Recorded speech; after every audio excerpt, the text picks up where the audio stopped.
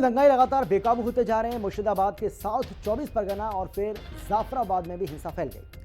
वक्फ के नाम पर बवाल लगातार बढ़ता जा रहा है। बंगाल की पुलिस पर बवाली लगातार आक्रामक भी हो रहे हैं और ये हावी आखिर हो क्यों रहे हैं, ये एक बड़ा सवाल है। असुरक्षा भावना। मुर्शिदाबाद में हिंदुओं की मांग बीएसएफ को स्थायी तौर पर वहां तैनात किया जाए। हिंदुओं का लगातार पलायन क्यों? हिंदुओं की आस्था के साथ खिलवाड़ क्यों?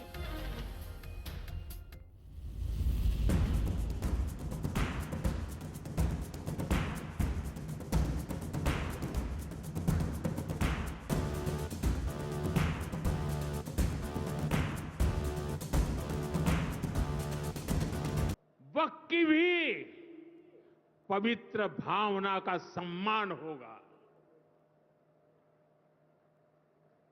मुस्लिम समाज के गरीब और पसमानदा परिवारों, मुस्लिम महिलाओं, खास करके मुस्लिम विधवाओं को, मुस्लिम बच्चों को उनका हक भी मिलेगा और भविष्य में उनका हक सुरक्षित रहेगा।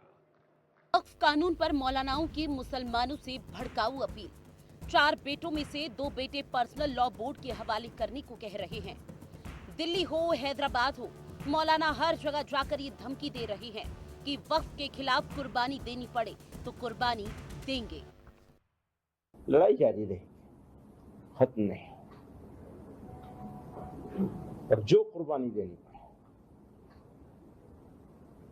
पहले भी दी गई है, आजादी से पहले भी कुर्बानियां दी। अगर लड़ना पड़ेगा लड़ेंगे, सब्र करना पड़ेगा सब्र भी करेंगे और कर रहे हैं। वक्फ कानून देश में लागू क्या हुआ, मानो उन लोगों का सब कुछ लुट गया हो जो मजहबी दुकान खोलकर बैठे हुए थे। इनमें से कुछ लोग ऐसे भी होंगे जो वक्फ की करोड़ों की जमीन पर अपना झंडा लगाए बैठे होंगे।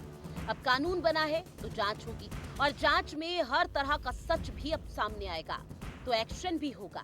बस ऐसा होने के डर से इन लोगों ने मुस्लिमों को बरगलाना शुरू कर दिया है।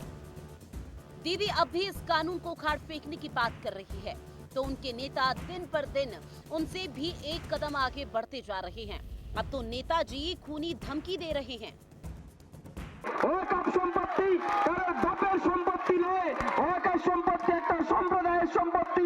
সেই সম্প্রদায়ের সম্পত্তির দিকে যদি কেউ চোখ তুলে তাকায় তার চোখ যেমন উপড়ে নেবেন, হাত তেমন ভেঙে দেবেন, এই কথা নিশ্চিতভাবে আপনাদেরকে দায়িত্ব দিয়ে বলতে পারি।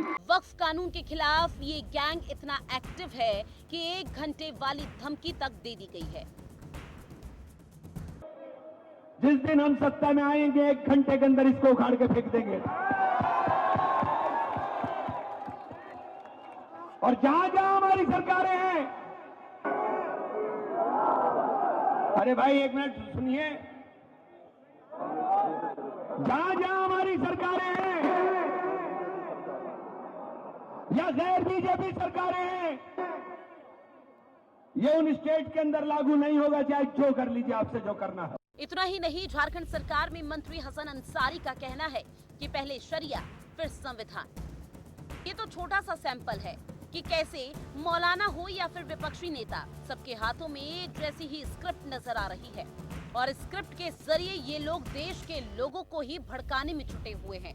ये तस्वीरें बंगाल के मुर्शिदाबाद की है, जहां जाफराबाद इलाके में एक बार फिर से पथराव की शुरुआत हुई। केंद्रीय बल पर पथराव किया गया। मुर्शिदाबाद के घरों में लूटपाट हुई, घरों में तोड़फोड़ की गई। लोग केंद्र सरकार से अपील कर रहे हैं कि उनको सुरक्षा दी जाए। हमारे यहाँ एक स्थायी बीएसएफ कैंप होना चाहिए और एरिया में शांति श्रृंखला से सब रह सके, सबका काम धाम ठीक से चले, यही हम लोग चाहते हैं। बीएसएफ आने के बाद में माहौल पूरी शांति की तरफ आगे आ रहा है। हाँ, और हम लोग को चाहते हैं कि इसलिए स्थायी परमानेंट बीएसएफ कैंप यहाँ होना चाहिए एकदम, तभी आदमी यहाँ से शांति से रह पाएगा एकदम। वहीं बंगाल के ही दक्षिण 24 परगना में वक्फ कानून के विरोध में मुस्लिम समाज की ओर से सड़क जाम कर जमकर नारेबाजी की गई। ये तस्वीर बंगाल के भांगौर की है, जहां वक्फ बोर्ड के खिलाफ आईएफएस और पुलिस के बीच जोरदार झड़प हुई। वहीं बीजेपी आरोप लगा रही है कि ममता बनर्जी के संरक्षण में ये सब कुछ हो रहा है। ममता बनर्जी की सरकार किस फिराक में थी, आप इसका जानकारी आप जनता को होनी चाहिए कि जब बीएसएफ उतरा कुछ घंटा बीएसएफ रहने के बाद ही बीएसएफ के अफसर को डीएम ने फोन करके बताया था कि वी विल हैंडल इट, आपको रहने की जरूरत नहीं है। यानी बीएसएफ को उठा लो और फिर से एक बार हिंदुओं के ऊपर ऐसी अत्याचार है, इस तरीके का प्लानिंग तृणमूल कांग्रेस के प्रशासन के ऊपर तरफ से था। मैं धन्यवाद दूंगा कलकत्ता हाईकोर्ट को, स्पेशल बेंच को, जिन्होंने ये निर्णय लिया कि मुर्शिदाबाद में इस स्थिति में सेंट्रल बलों की, केंद्रीय बलों की तैनाती बहुत जरूरी है। दो तो डेथ हुआ कल, हरगोविंद दास, चंदन दास का, और एक डेथ हुआ, उसको पुलिस फायरिंग किया, कल का इंसिडेंट। आज भी 12वीं पूर्व थोड़ी देर पहले हादसा हुआ, बहुत हिंदू लोग इंजर्ड हुआ।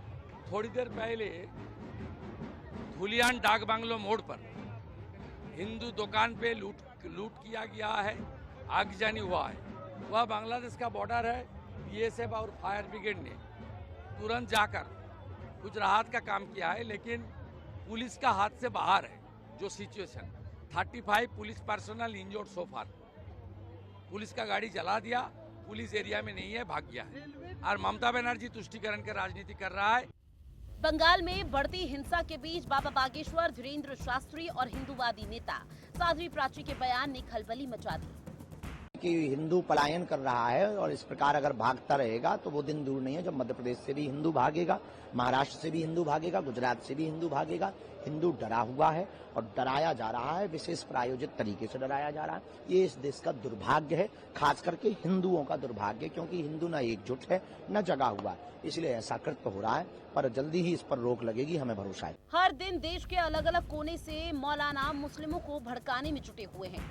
वक्फ कानून के खिलाफ मुस्लिमों को एक किया जा रहा है। कभी दिल्ली तो कभी हैदराबाद में बैठकों का सिलसिला देखने को मिल रहा है। विरोध करने वाले विरोध करते रहेंगे, लेकिन पीएम मोदी का संदेश साफ है कि देश के हर तबके का विकास किया जाएगा और इसके लिए चाहे जितने कानून बनाने पड़े। सैकड़ों विधवा मुस्लिम महिलाओं ने भारत सरकार को चिट्ठी लिखी, तब जाके कानून की चर्चा आई है। वक्फ कानून में बदलाव के बाद अब ये गरीबों से जो लूटा जा रहा है वो बंद होने वाला है। इतिहास गवाह है कि मोदी जी ने जो कहा वो करके दिखाया, लेकिन सवाल ये है कि क्या देश में संविधान से बड़ा शरिया हो चुका है? क्या वक्फ के खिलाफ बोलने पर अब आंखें फोड़ दी जाएंगी? और क्यों वक्फ के खिलाफ बोलने पर 1 घंटे वाली धमकी दी जाती है? ब्यूरो रिपोर्ट, हिंदी खबर। बंगाल जला, हत्याएं हुई, बवाल मचा और ममता सरकार सोती रही। कुछ ऐसा ही नजारा इन दिनों मुर्शिदाबाद में देखने को मिल रहा है। अब इस पर यूपी के मुख्यमंत्री योगी आदित्यनाथ का बयान भी सामने आया है और सियासत की जो कड़ी है वो लगातार जुड़ती जा रही है। तो कैसे बंगाल में बवाल हुआ ये तो हम लगातार आपको दिखाई रहे हैं, लेकिन दिल्ली में भी इसका जो असर है वो देखने को मिला। और दिल्ली में टीएमसी दफ्तर के सामने सुदर्शन वाहिनी हिंदू संगठन ने प्रोटेस्ट किया और पश्चिम बंगाल में हिंदुओं के खिलाफ हो रही हिंसा के खिलाफ इसे लेकर जमकर अपना रोष जाहिर किया। में वक्फ कानून को लेकर के जिस तरह से हिंसा भड़की हुई है उसका असर जो है दिल्ली में जो टीएमसी का कार्यालय वहां पर भी नजर आ रहा है। यहाँ पर टीएमसी कार्यालय के पास कई लोग पहुंचे हुए हैं और हाथों में तख्तियां ली हुई हैं, बंगाल के हिंदुओं को बचाओ मोदी जी। तो खास तौर पर दरखास्त की जा रही है क्योंकि जिस तरह से बंगाल में हिंदू खतरे में आ गया है उसको लेकर के ये लोग आवाज उठाने के लिए आज टीएमसी कार्यालय के बाहर पहुंचे हैं।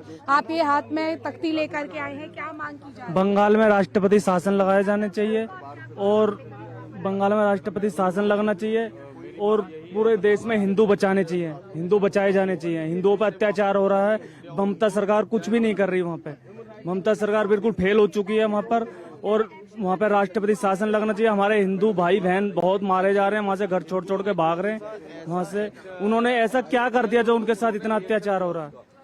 आप मुझे वजह बताइए। देखिए, बंगाल में लगातार हिंदुओं का पलायन हो रहा है। हिंदुओं के ऊपर एक तरह से संकट जो है वो मंडरा रहा है, उसको लेकर के टीएमसी ऑफिस के पास साउथ एवेन्यू में ये प्रदर्शन कुछ लोगों की तरफ से किया जा रहा है। यहाँ पर कई लोग मौजूद हैं क्योंकि जिस तरह से हिंदुओं के खिलाफ हिंसा हो रही है, 3-4 लोगों की जान भी उस प्रोटेस्ट में चली गई है। शासन लगाने की भी मांग आप लोग बिल्कुल है, राष्ट्रपति शासन बिल्कुल लागू करना चाहिए। लेकिन प्रोटेस्ट आपको नहीं करने दिया जा रहा है पुलिस की नहीं, तरफ से। पुलिस का काम है, देखो पुलिस की ड्यूटी है, हम पुलिस के साथ पूरा कोऑपरेट करेंगे। साइड में ही खड़े हो गए चुपचाप।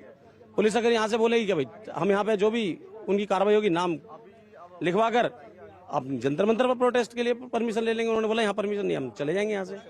लेकिन एक विरोध तो अपने हिंदू समाज के लिए हम दर्ज करा ही सकते हैं और उसीलिए हम यहाँ पे आए हैं। हिंदुओं के खिलाफ जिस तरह से पश्चिम बंगाल में अत्याचार हो रहा है, कई लोग बंगाल से हिंदू पलायन करने को मजबूर हैं, उसको लेकर के दिल्ली में भी हिंदुओं के हक में, हिंदुओं के समर्थन में आवाज उठती हुई नजर आ रही है। कैमरामैन सतेंद्र के साथ समीक्षा चौधरी, हिंदी खबर, दिल्ली।